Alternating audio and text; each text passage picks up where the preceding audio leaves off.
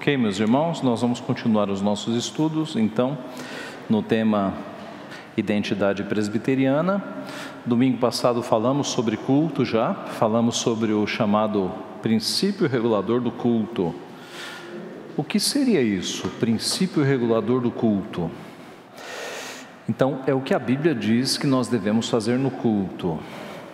Isso parece óbvio, mas há igrejas que seguem um outro princípio, o chamado princípio normativo do culto. O que é o princípio normativo?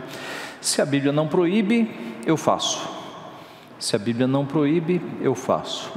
A Bíblia não proíbe um monte de coisas. O exemplo que nós demos na semana passada foi o seguinte: pastor, eu posso adorar a Deus segurando velas? De acordo com o princípio normativo, a pergunta é: há alguma proibição na Bíblia explícita a cultuar segurando velas? Não há. Então, o princípio normativo, esse que fala o que não é proibido pode, ele é aberto, vai entrar um monte de coisas. É o princípio seguido por episcopais, católicos, tá? Agora, o princípio reformado, seguido por reformados e presbiterianos, é o princípio regulador do culto, que diz assim: apenas o que a Bíblia ordena pode ter no culto. Então vamos ao exemplo das velas. Você tem alguma ordem na Bíblia para que nós cultuemos a Deus segurando velas? Nenhuma. Então não pode. É um princípio fechado. Só entra no culto aquilo que for ordenado na palavra de Deus, tá? Tem que ter base bíblica. Tudo que nós fazemos no culto tem que ter uma ordem bíblica. Essa é a ideia, tá? É um tema muito importante, porque hoje no meio evangélico você tem cultos de todas as formas, os mais variados possíveis, tá?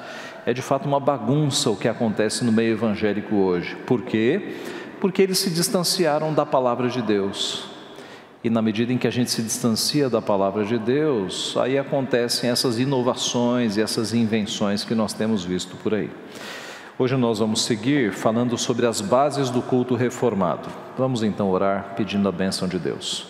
Pai Santo, nós te agradecemos pelo privilégio que temos, ó Pai, de voltar a nossa mente, o nosso coração, adorando o Teu nome, recebendo a Tua palavra, logo nas primeiras horas desta semana, Pai. Nós te pedimos agora a Tua assistência, a Tua direção, quando vamos estudar a Tua palavra aqui na Escola Dominical, para que neste assunto que é tão importante, nós aprendamos de Ti. Abençoa-nos, portanto, é o que nós pedimos e agradecemos em nome de Jesus. Amém.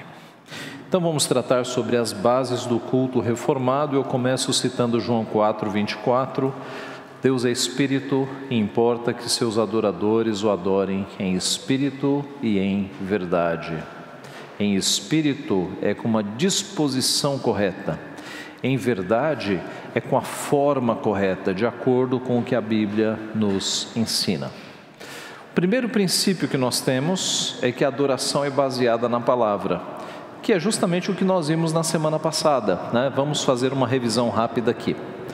Deus prescreveu cada elemento de culto do Antigo e Novo Testamentos.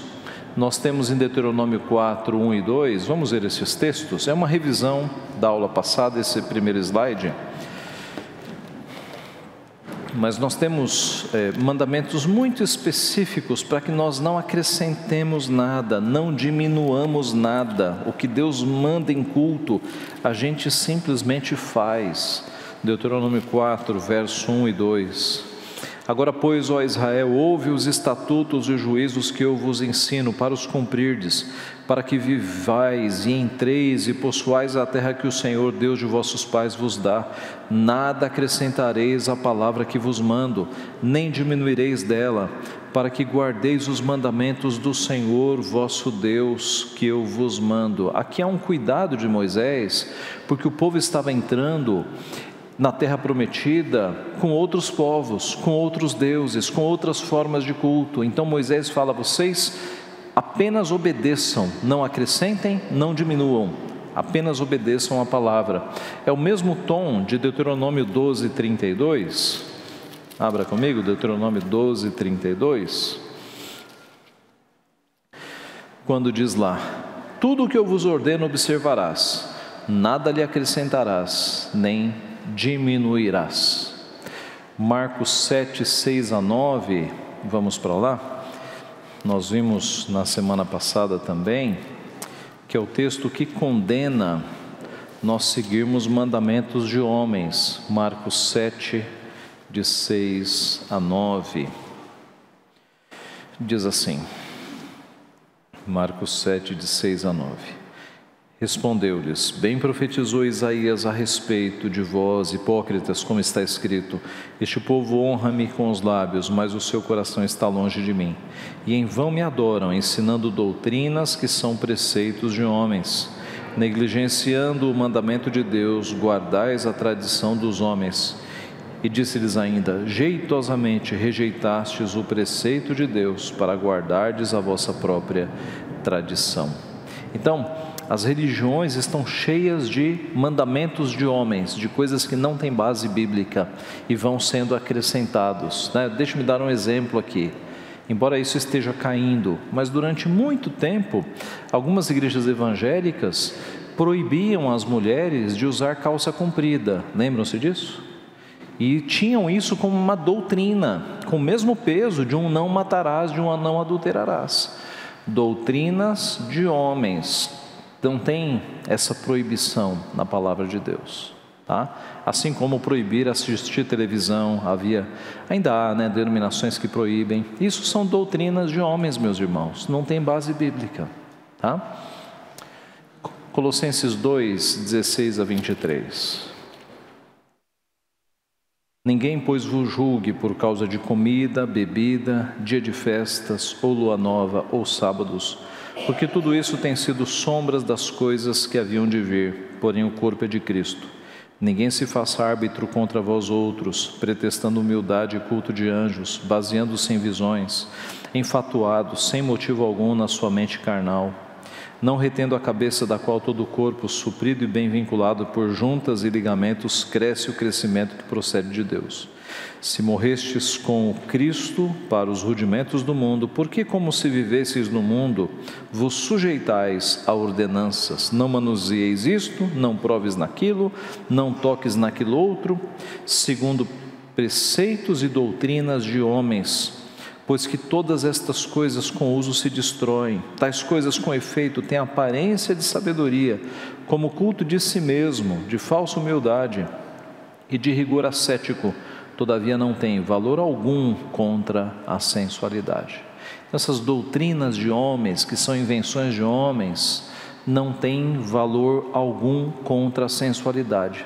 São apenas adereços, coisas externas, mas que não ajudam na luta contra a sensualidade, não ajudam na santificação. São doutrinas de homens, são adereços externos apenas, não lidam com o coração. Calvino escreveu assim: eu sei o quão difícil é persuadir o mundo de que Deus desaprova todas as práticas de culto não sancionadas expressamente na sua palavra. A opinião contrária à qual se apegam está arraigada até aos ossos e medula, é que qualquer prática para a qual encontrem alguma razão em si mesma é legítima, desde que exiba algum tipo de aparência de zelo pela honra de Deus. Mas visto que Deus não apenas considera frívola, mas também claramente abomina o que quer que pratiquemos por zelo ao seu culto, se não estiver de acordo com o seu mandamento, o que pode nos aproveitar tomar atitude contrária? As palavras de Deus são claras e distintas. Obedecer é melhor do que sacrificar. Em vão me adoram, ensinando doutrinas e mandamentos de homens. Toda adição à sua palavra, especialmente neste assunto, é uma mentira. Mero culto da vontade é vaidade. Então, João Calvino, repercutindo o que diz na palavra, de que em matéria de culto você não pode adicionar nada. Obedecer é melhor que sacrificar, ele está citando a palavra. Em culto, irmãos, não cabe criatividade, cabe obediência, cabe fidelidade. A criatividade a gente deixa para a nossa vida pessoal, estudantil, profissional. No culto não é criatividade, no culto é fidelidade, é obedecer o que Deus mandou na sua palavra.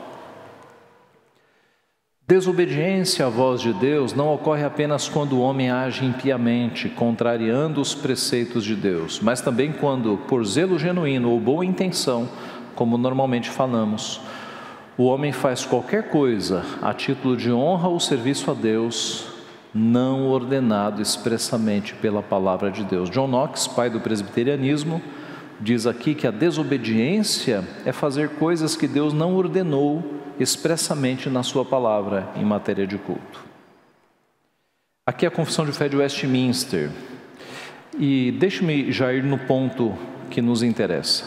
O modo aceitável de adorar o verdadeiro Deus é instituído por Ele mesmo, não cabe a nós. E é tão limitado pela sua própria vontade revelada que Ele não pode ser adorado segundo as imaginações e invenções dos homens ou sugestões de Satanás, nem sob qualquer representação visível, ou de qualquer outro modo não prescrito, não ordenado nas Santas Escrituras. Percebem como isso aqui é fechado e reflete a palavra de Deus, que diz que não pode nem acrescentar, nem diminuir. Muito bem, aqui foi um resumo da aula passada, se você não pegou, está lá no YouTube. Tá? Agora vamos para outras bases. A adoração tem que ser teocêntrica. O que é teocêntrica? Teo é de Deus, de onde vem a palavra teologia, por exemplo, tá? E cêntrica é de centro. Então, a adoração teocêntrica é aquela adoração que tem Deus no centro do culto. Pastor, mas isso não é óbvio? É óbvio, mas algumas igrejas não seguem. Tem igreja por aí que fala assim: que culto nós faremos para agradar mais os jovens da igreja? Aí a gente faz um culto para agradar os jovens. Ou então, que culto a gente vai fazer para agradar o pessoal que tem mais dinheiro na igreja? Ou que culto a gente vai fazer para atrair o pessoal mais da classe A, né? Classe econômica? Tem igreja que faz isso, tá? É de escandalizar, não é? Mas tem igreja que faz isso. Então o culto não é para agradar classe A, B, C, D, E, nem para agradar jovens, nem para agradar mais velhos. O culto é para agradar a Deus. É Deus que é cultuado, não somos nós, tá? Então a adoração tem Deus no centro. O contrário disso aqui seria uma adoração antropocêntrica, o homem no centro. O que a gente vai fazer para agradar o povo? Não, é para agradar a Deus, é Deus no centro. Deus deve ser o centro do nosso culto, não é o que nós gostamos de fazer, é o que Deus manda na sua palavra. Veja o Salmo 29, 2. Salmo 29, 2 trata a adoração como tributo. Tributai ao Senhor, filhos de Deus, tributai ao Senhor glória e força. Tributo te lembra o quê? O que é um tributo? Uma conta, o que mais? Uma honra, mas tributo assim no nosso dia a dia é o quê? Sidney? Um imposto, né? Um tributo é um imposto. E aqui, por que o salmista está dizendo tributai ao Senhor, tributai glória e força? Porque nós somos criaturas, nós devemos adoração ao nosso Criador. É simples. O dia que você for criador, aí você vai ter adoração, né? Você nunca será. Fica bem ao Senhor o cântico de louvor, porque Ele é criador, Ele nos fez graciosamente, misericordiosamente. Então, adoração não é um favor que nós prestamos a Deus, adoração é nossa obrigação, nós somos feitos para adorar a Deus, tá? É um tributo mesmo. James Boyce, um pastor presbiteriano norte-americano já falecido, faleceu recentemente. Ele escreveu o seguinte: a primeira e mais importante coisa a ser dita sobre o verdadeiro culto é que ele é para honrar a Deus. Se o que chamamos culto não é centralizado em Deus e não dá honra a Deus, não é culto, tá? Se eu faço um culto para homenagear uma pessoa e eu fico homenageando a pessoa o culto inteiro, isso não é para Deus, gente. Isso não é para Deus. Vou contar um fato do qual eu fui testemunha numa famosa igreja no Rio de Janeiro, uma igreja presbiteriana. Eu estava lá igreja grande, muita gente. Eu estava lá representando a editora presbiteriana, num culto. E aí, eis que no meio do culto, o pastor para o culto, porque ele viu o governador do estado do Rio de Janeiro entrando e se assentando. Ele parou o culto e disse assim: eu vou nomear uma comissão agora, formada pelo deputado tal, e pelo vereador tal, e pela deputada tal, para que se levantem e conduzam o governador do estado do Rio de Janeiro até aqui à frente. Ele parou o culto para fazer isso. Essas pessoas se levantaram, foram até lá, como se o governador não soubesse andar, né? Aí o governador se levantou e foi conduzido em honra lá para o púlpito. Sentou assim, na minha frente. Não vou nem dizer o nome do governador, porque depois houve envolvimento com corrupção. Era presbiteriano, infelizmente. Irmãos, parar o culto para fazer isso, para honrar uma pessoa no meio do culto.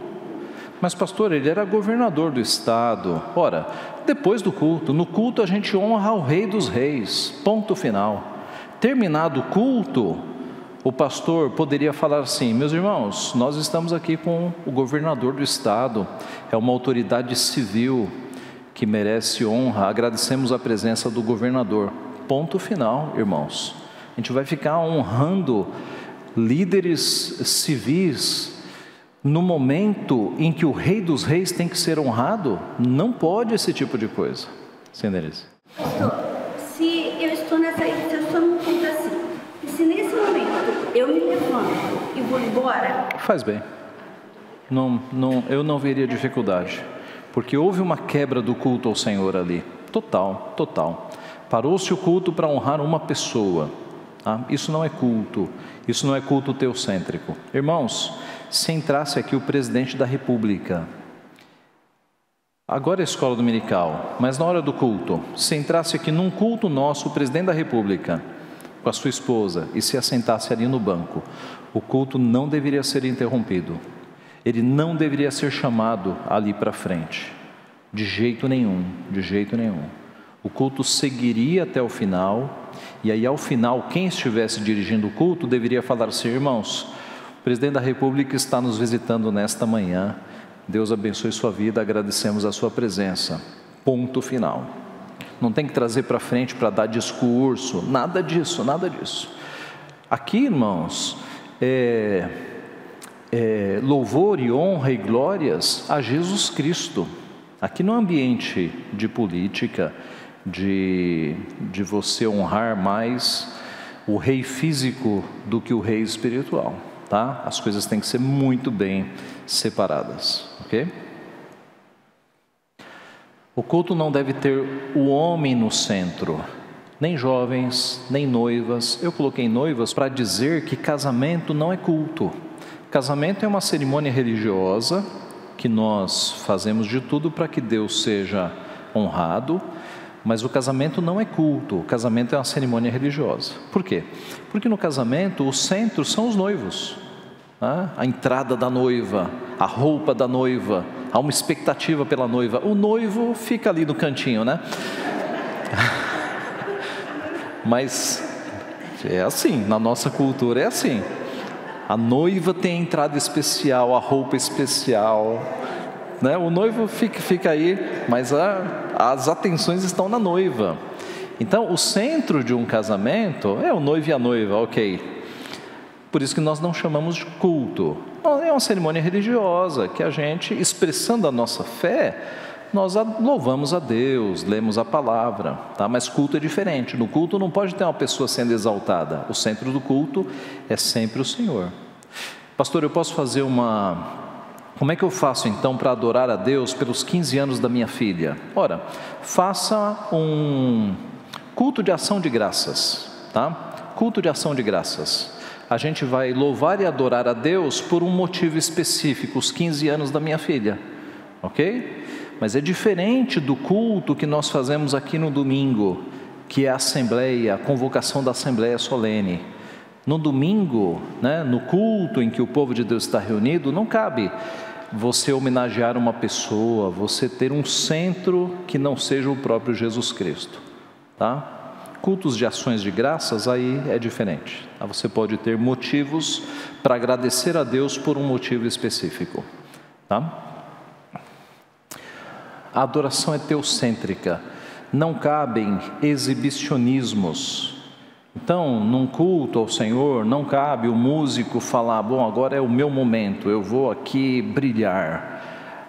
Não cabe aquele que canta pensar assim, bom, agora é o meu momento, eu vou fazer um solo aqui, eu vou brilhar. Não cabe nem o pregador, né?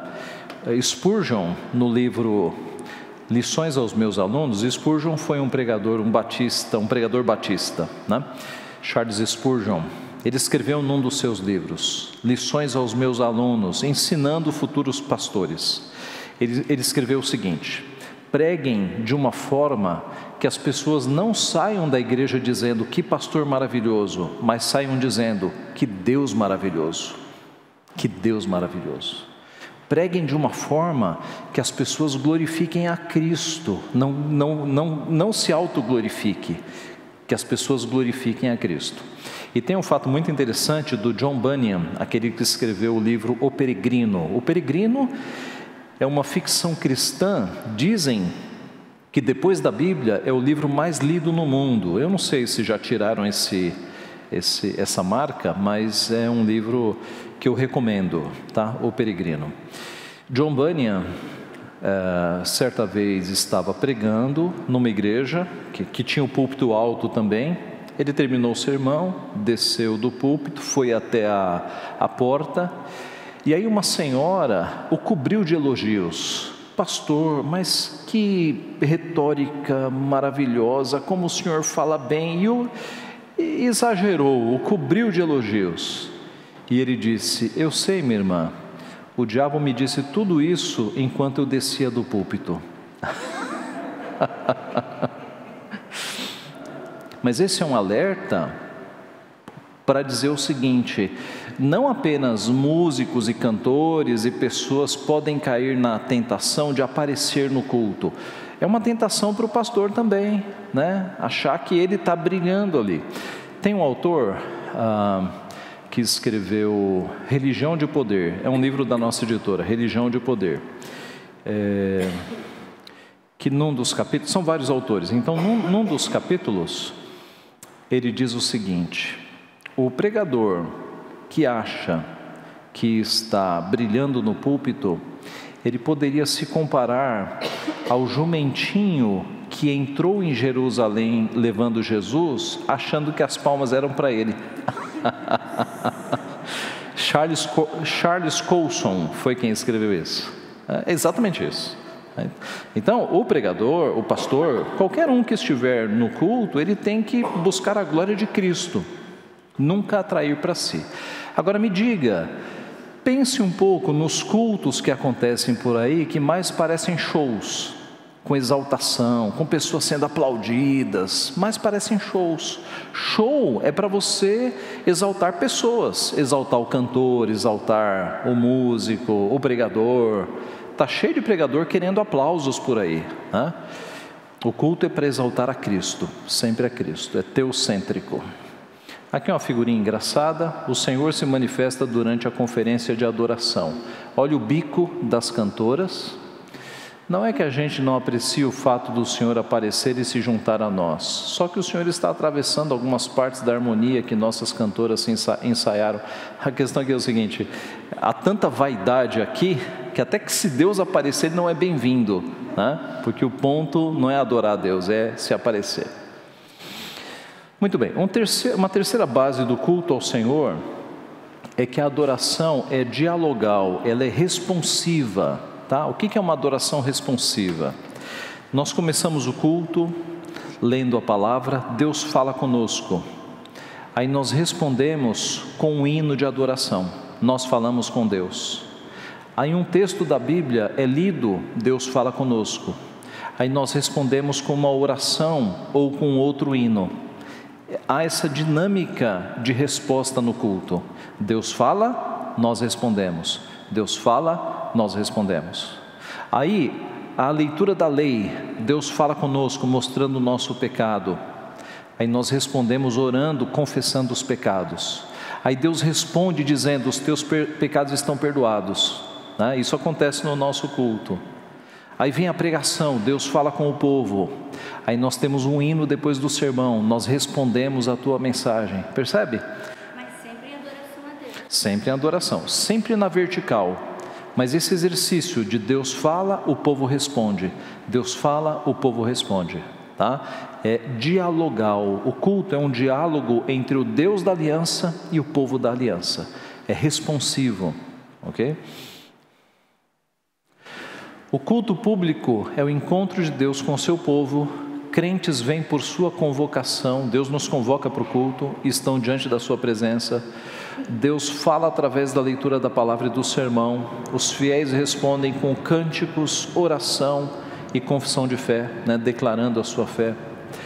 O sentido do culto é vertical, nunca horizontal. Por isso que eu coloquei uma seta aqui apontando para cima, tá? Por que é vertical? Nós falamos com Deus, Deus fala conosco. É sempre nessa direção. Agora, há cultos por aí afora que acrescentam horizontalidades no meio do culto. Por exemplo, avisos no meio do culto. O que aviso tem a ver com culto? Aviso é uma coisa horizontal. Irmãos, vamos ter um churrasco daqui a poucos dias. Isso não cabe dentro do culto. Outra coisa, saudações. Imagine eu, no meio do culto, saudar os visitantes. Eu já vi isso muitas vezes. Olha, os visitantes fiquem em pé. Aí levante-se você que está aí ao redor e vai dar um abraço no visitante, no meio do culto. Irmãos, isso não é ato cultico. Culto é o povo falando com Deus, Deus falando com o povo. Homenagens, eu falei, lá do que aconteceu naquela igreja no Rio de Janeiro, no meio do culto. Então, essas coisas não podem acontecer no meio do culto. Avisos acontecem antes ou depois. Terminou o culto, oração, bênção apostólica, aí sim, aí é visitantes, avisos, aí vem as horizontalidades, mas no culto é sempre vertical e responsivo, sempre, tá? Vocês já devem ter visto aquele culto que no meio do culto o indivíduo fala: vire para o teu irmão ao lado e dê um abraço nele, cumprimente o teu irmão, saia do seu lugar e vá lá no fundo, sabe? Essa bagunça, irmãos, não cabe no culto. Essas coisas não são atos de culto, tá? Elas devem acontecer depois do culto. Sim, Silvana? No culto solene é vertical. E é uma adoração dialogal, ou seja, de Deus com o seu povo. Não é individual, dialogal no sentido que é o corpo de Cristo, Boa observação, é coletiva, É coletiva. Eu acho que eu vou chegar nesse ponto, mas é uma boa lembrança. No culto, não sou eu adorando o meu Deus, sou eu e os meus irmãos. É por isso que nas orações, quando alguém se levanta para orar, ele não pode dizer assim: Senhor, perdoa o meu pecado. É sempre plural: Senhor, perdoa os nossos pecados. Nós te adoramos, nós te bendizemos. É sempre no plural, porque quem se levanta para orar está representando todo mundo. Percebem? É por isso que nós temos aqui na igreja, via de regra, pedido para os oficiais da igreja orarem, porque é uma responsabilidade grande, irmãos. Quem se levanta para orar está representando todo mundo, está orando em nome de todo mundo. Percebem? É uma coisa séria. A oração no culto, a pessoa que se levanta no culto para orar está representando todos que estão presentes. Fora do culto, você ora sem cessar.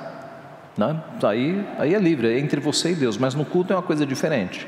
A pessoa se levanta e representa todo o povo diante de Deus numa oração, tá?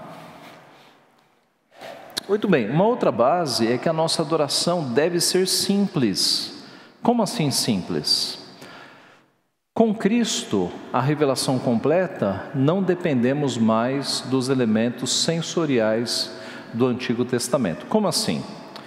Observe, compare o nosso culto com o culto do Antigo Testamento. O culto do Antigo Testamento era muito mais complexo, era muito mais sofisticado. você tinha mais de 20 sacrifícios diferentes para serem feitos. Você tinha um tabernáculo com móveis santos e cada móvel tinha uma finalidade. Você tinha cores e metais no tabernáculo e no templo que eram cheios de elementos sensoriais. Aliás, tanto no templo quanto no tabernáculo, você sentia o cheiro de carne sendo queimada, de sangue sendo queimado. Alguns sacrifícios, inclusive, você fazia parte, você comia parte ali do sacrifício. Então, o culto no Antigo Testamento, ele era complexo, sofisticado. O culto na Nova Aliança é simples. Você não precisa de um templo mais. Nós somos pedras que vivem, nós somos a igreja. Você não precisa viajar para Israel para cultuar a Deus. Você pode cultuar a Deus na tua casa, reunindo ali a tua família, né? Ou os irmãos da igreja podem se reunir numa casa, e a igreja está ali. A igreja hoje não são mais pedras. Nós somos as pedras que vivem. Nós somos a igreja, onde o corpo de Deus está reunido, onde as pessoas estão reunidas, ali você tem a igreja. O culto da Nova Aliança é destituído do simbolismo do Antigo Testamento. No Antigo Testamento, todo aquele simbolismo, sacrifícios, tabernáculo, templo, apontavam para quem? Para Jesus Cristo. Uma vez que Jesus Cristo chegou, tudo que é símbolo cai, porque o real, o verdadeiro chegou. Você não precisa mais de símbolos, você não precisa mais da sombra se você tem a pessoa real.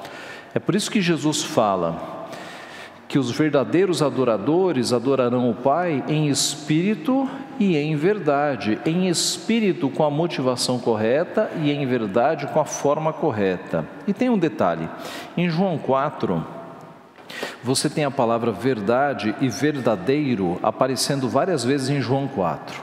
Em grego, você tem duas palavras para verdade, aletheia, que inclusive há pessoas que recebem esse nome, né? Eu já vi pessoas chamadas aletheia. Aletheia é verdade em grego. Aletheia é o oposto de mentira, verdade, mentira. Mas em João 4 aparece outra palavra para verdade, que é aletinós. Aletinós é verdade em oposição à figura, a figurado. É realidade. Realidade e simbolismo. Então em João 4, Jesus não está falando apenas de verdade em oposição à mentira, mas ele está falando que os verdadeiros adoradores adorarão ao Pai não mais no simbolismo, mas na realidade, porque Jesus Cristo é a realidade. Todo culto do Antigo Testamento era sombra da figura real que é Jesus Cristo. Ora, se eu tenho a pessoa real, por que eu vou ficar olhando para a sombra? Eu olho para a pessoa real. Então, a adoração no Novo Testamento, ela é real, é a adoração do próprio Cristo. Eu não preciso mais de toda aquela simbologia. Isso tem uma aplicação para nós. Cuidado com o aparato tecnológico. Porque no Antigo Testamento você tinha toda aquela complexidade de culto, e no Novo Testamento não mais, mas hoje a gente tem que tomar um cuidado para não sofisticar demais o nosso culto, né? Eu coloco aqui, e se faltar energia? Ora, e já os irmãos mais velhos se lembram que uma vez faltou energia aqui no culto? Lá atrás, né? E o que aconteceu? O culto continuou. Os diáconos trouxeram velas e o culto continuou. Então, independe de energia elétrica, de tecnologia, o culto continua. As pedras vivas estão aqui, o culto continua, tá? Não podemos ficar dependendo de muita aparelhagem tecnológica, tá? Então a adoração é simples. Uma outra base do culto reformado é que é uma adoração reverente. É a consideração de que Deus é majestoso, é a transcendência de Deus. O que é isso? O nosso Deus, ele é transcendente. O que é isso? Ele transcende a criação. Ele já existia antes da criação. Ele não se confunde com a criação, tá? O panteísmo faz essa confusão. O panteísta abraça a árvore e fala: Deus é a árvore, Deus é a formiga. Isso é panteísmo, tá? A fé bíblica mostra que Deus é uma coisa e a criação é outra. Ele é transcendente, ele transcende a sua criação, ok? Agora, ele também é imanente. Por quê? Porque ele assumiu a natureza humana para viver entre nós. Ele é Deus conosco. Então Deus é transcendente e é imanente. Imanente não significa que a árvore é Deus. Imanente significa que ele assumiu a natureza humana e agora Deus é Deus e homem ao mesmo tempo, tá? E na nossa natureza ele venceu o pecado, isso era necessário, ok? Mas o que entra transcendência aqui? Deus é Deus, não é namorado. Os hinos que nós cantamos e os cânticos que nós cantamos para Deus majestoso, o Rei dos Reis, o Criador do Universo. Todavia, no meio evangélico, existem algumas composições de cânticos que tratam Deus ou Jesus como se ele fosse um namorado. Desprezam a transcendência. Existe um cântico por aí que diz assim: Jesus, quero sentar no teu colo, acariciar o teu rosto, esconder os teus chinelos. Existe um cântico com essa letra. É blasfemo, não é? Blasfemo. Não parece a adoração ao Senhor do Universo.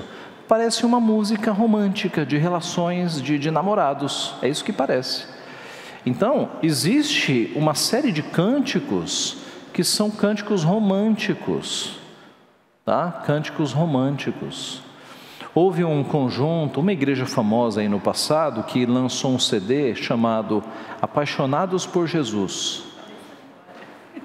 Veja, isso, gente, não cabe. Paixão é uma coisa que passa. Paixão é uma coisa que passa. Na Bíblia, amor, aliás, nós somos chamados a amar a Deus ou a nos apaixonarmos por Deus? É claro que é amar a Deus. Os mandamentos são muito claros, tá? Nós devemos amar a Deus com toda a nossa força, com toda a nossa alma. Paixão é um fogo de palha, passa em 3 meses. Sim, Silvana. Que tem muito aí no meio das redes sociais que falam assim, é da teologia de esquerda, né? Deus não está acima de todos, Deus está entre nós, e põe a figura de Cristo abraçando todos igualmente, todos... Então, aí é uma ênfase na imanência, porque Deus se fez homem, e um desprezo para com a transcendência, né? É claro que Deus está sobre todos, Deus está acima de toda a sua criação, né? Observe uma coisa, paixão na Bíblia, e eu fiz questão de pegar todos os textos que usam a palavra paixão. Paixão é sempre no sentido negativo, sempre, tá? Então a gente não pode usar paixão para Deus, de jeito nenhum. Nós somos chamados a amar a Deus, tá? Mas há de fato uma questão de cânticos românticos para Deus, cânticos que desprezam a transcendência e fazem como exemplo que a Silvana levantou. Tratam Jesus ou Deus encarnado, como se fosse um de nós apenas, né? E pior, num relacionamento que parece uma coisa romântica. Michael Horton, no livro A Face de Deus, denunciou isso. Ele escreveu: Jesus ainda é a figura central, mas não é a Jesus como Cordeiro de Deus, mas ao amante que reside no eu, que normalmente se está apontando. Jesus é, num sentido real, aquele que nos ama, cuja compaixão altruísta nos assegurou como seus co-herdeiros. Apesar disso, esta metáfora do amante não é um fim em si mesma. Seu amor não pode ser separado de sua ação salvadora. É aqui onde muitos dos hinos românticos perdem o contato com a teologia da cruz. Então, o Horton está denunciando aqui hinos e cânticos românticos que não consideram Jesus com a sua obra ao mesmo tempo, tá? Jesus e a obra de salvação, mas tratam Jesus como se fosse apenas um homem. Ok, e aqui eu coloco 3 cânticos para nós exercitarmos essa questão. As letras ficaram bem pequenas, eu vou ler. Os cânticos românticos desprezam a transcendência de Deus. Se o nome de uma pessoa for inserido no lugar de Deus, o cântico romântico não sofre dano. O que eu quero dizer é o seguinte: se você pega um cântico e tira a palavra Jesus, o nome Jesus, e coloca José, e dá para cantar tranquilo, é que é um cântico romântico, tá? Aquele exemplo que eu dei, quero sentar no teu colo, acariciar o teu rosto, se você tirar Jesus e colocar José ali, não sofre nenhum problema. Eu trago aqui 3 exemplos. O primeiro é: por tudo que tens feito, por tudo que tens feito, por tudo que vais fazer, por tuas promessas e tudo que és, eu quero te agradecer com todo o meu ser. Te agradeço, meu Senhor, te agradeço por me libertar e salvar, por ter morrido em meu lugar. Se eu colocar aqui José, não dá para cantar. É um cântico que está apontando para a obra de Cristo, não é um cântico romântico, é um cântico exaltando a Cristo pela sua obra. Vamos para o terceiro, aí depois eu vou para o segundo. O terceiro: desde os confins da terra, no mais profundo mar, nas alturas do céu, louvado és. Aqui também não dá para você colocar José, tá?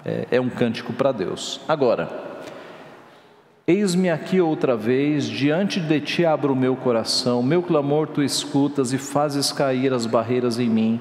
És fiel, José, e dizes palavras de amor e esperança sem fim, ao sentir teu toque. Por tua bondade libertas meu ser, no calor deste lugar eu venho me derramar, dizer que te amo, me derramar, dizer te preciso, me derramar, dizer que sou grato, me derramar, dizer que és formoso. É um cântico muito cantado nas igrejas presbiterianas. É um cântico romântico, tá? Despreza a transcendência de Deus, tá? É um cântico bem mais baixo aqui no nível dos nossos relacionamentos. Eu dei essa palestra numa conferência sinodal de jovens, e quando eu cheguei nesse slide, eu quase que tive que sair escoltado pela polícia.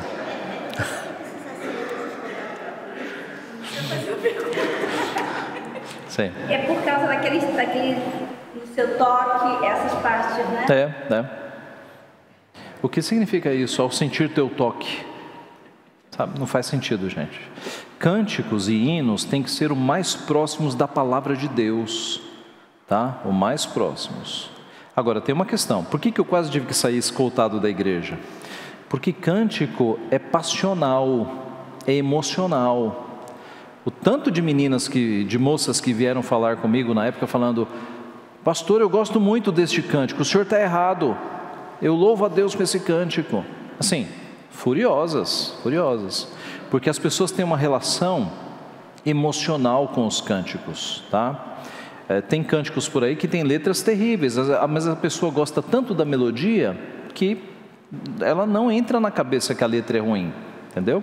Mas nós somos seres racionais, né, gente? E para adorar a Deus, a gente tem que adorar com a letra correta, tá? Há vários cânticos que não deveriam ser cantados no meio evangélico. Eu nem vou dar os nomes aqui, mas saiba que na nossa igreja a gente tem uma seleção bem estrita, né, de cânticos que podem ser cantados. Além de adoração reverente, considerando que Deus é Deus e não é namorado, a adoração tem que ser espiritual. Ela é mais espiritual e menos física. Por que eu digo isso aqui? Porque há igrejas em que os crentes saem suados da igreja, de tanto pular, de tanto dançar. Parece uma sessão aeróbica, né?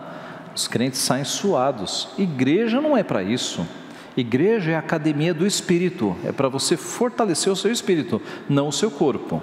E tem igrejas por aí que são verdadeiros bailes, as pessoas dançam para valer, tá? Igreja não é para isso.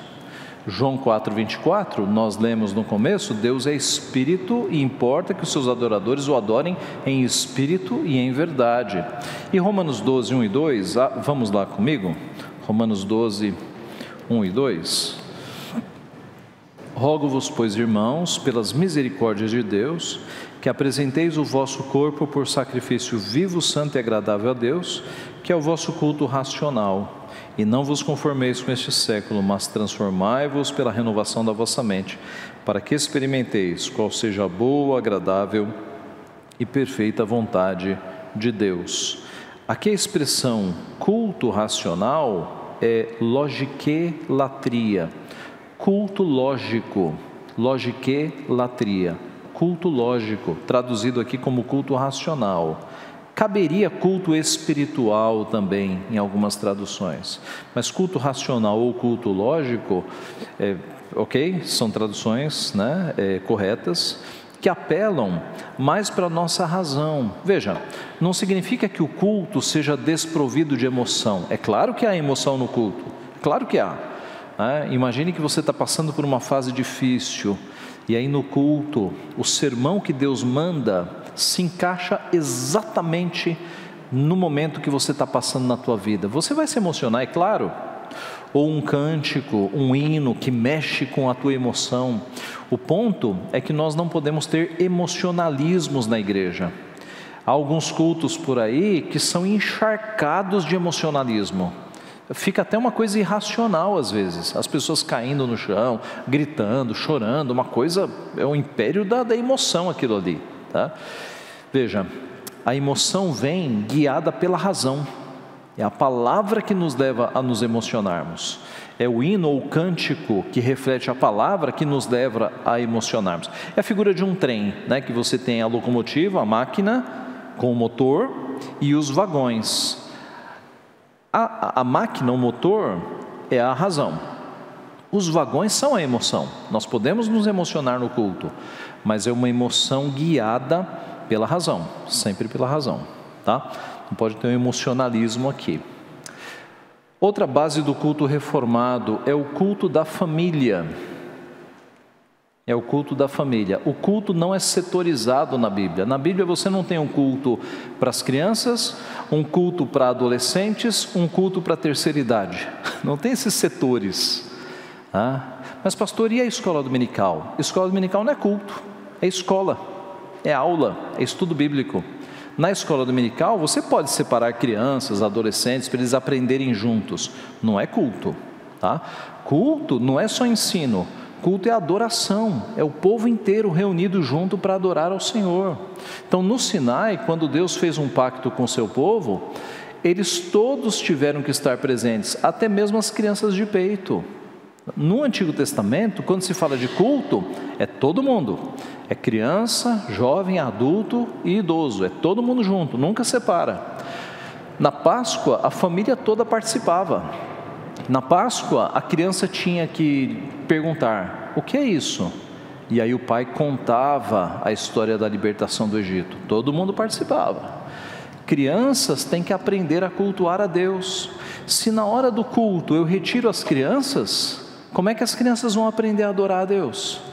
Se na hora do culto as crianças vão para uma sala à parte, e elas ficam ali até os 12 anos, aliás, quando elas voltarem para a igreja, elas vão achar isso aqui muito chato, porque se elas passaram a infância inteira tendo jogos e brincadeiras numa sala anexa, quando chegar a hora delas voltarem para a igreja, vai ser muito difícil elas cultuarem. Agora, crianças que crescem aqui adorando ao Senhor junto com os adultos, nunca vão ter esse problema. Sim, Vitor? Inclusive, eu já vi alguns pastores dizendo, inclusive, que foi o hábito do culto infantil, de separar as crianças dos adultos, é que levou ao surgimento de muitos desses cânticos estranhos que foram incluídos, porque eles ficam isolados dos adultos, não aprendem a adorar corretamente, solenemente a Deus, ficam acostumados só com música infantil. A hora que chega no culto, acham uns hinos estranhos, né? Aí tem que criar algo para eles, né? Exatamente. Não faz sentido, irmãos. O chamado culto infantil ou cultinho é uma invenção dos anos 80 para cá, tá? É uma invenção. Se você voltar na história, dos anos 80 para trás, presbítero Marcos Serra, confere aí, os anos 80. Dos anos 80 para trás, eu não fui criado com culto infantil também, né? Dos anos 80 para trás, você não tinha isso em igreja nenhuma do Brasil, em igreja nenhuma presbiteriana. Aí você volta para a época de implantação do presbiterianismo no Brasil, nunca existiu, era sempre crianças no culto. Westminster nunca existiu. Movimento da Reforma, reformadores, nunca existiu. Igreja primitiva, nunca existiu.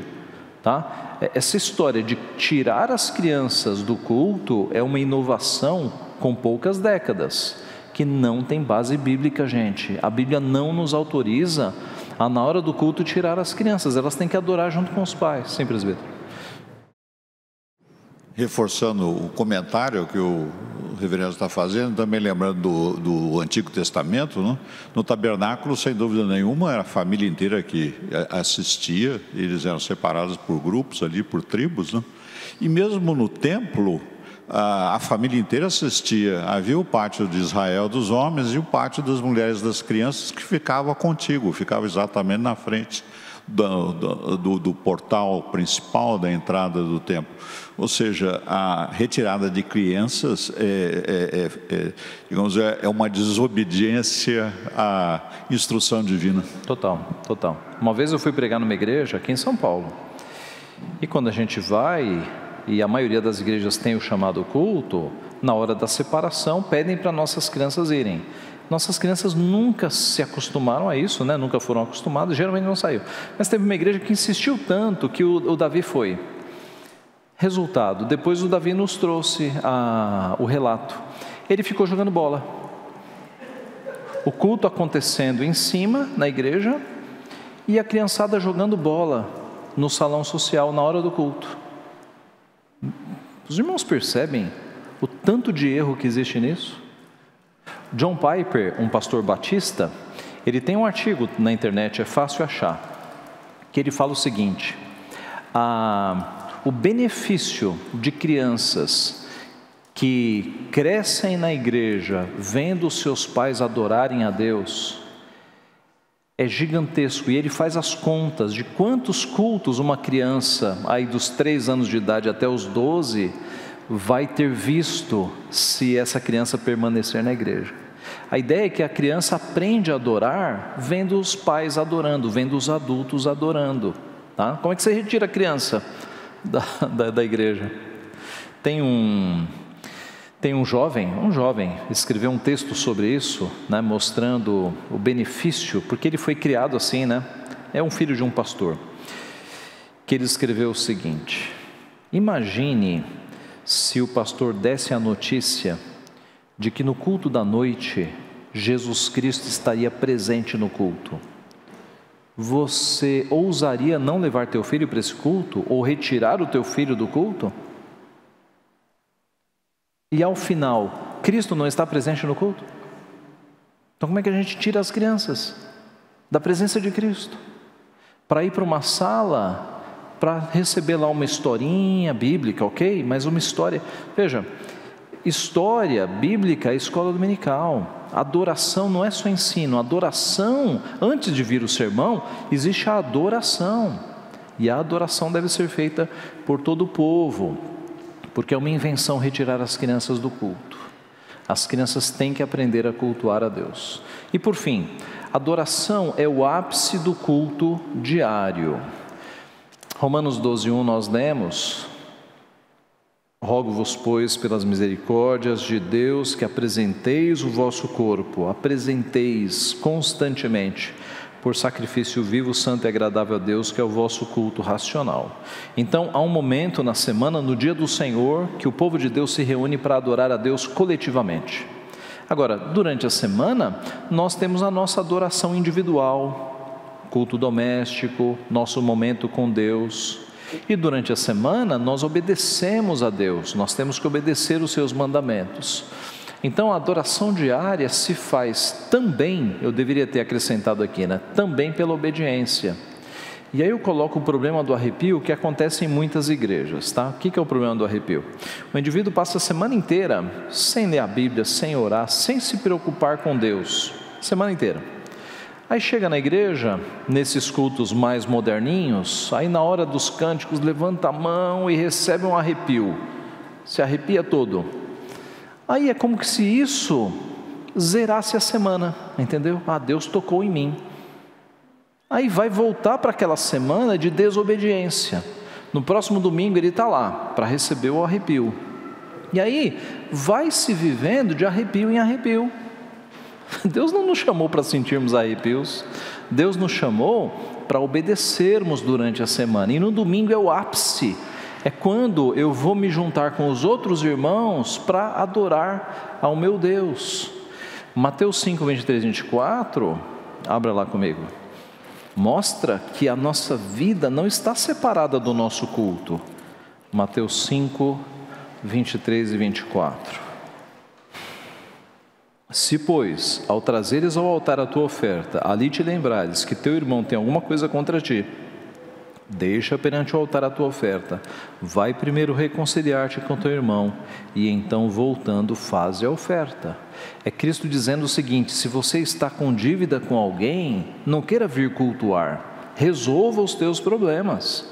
Você não pode ter uma semana de problemas e aí no domingo oferecer um culto hipócrita, como se estivesse tudo bem, né? A tua semana tem que ser de obediência, e no domingo você vai pedir perdão pelos teus pecados, mas o condenado aqui é um culto hipócrita. Isaías vai deixar isso mais claro. Vamos lá para Isaías 1, de 11 a 17.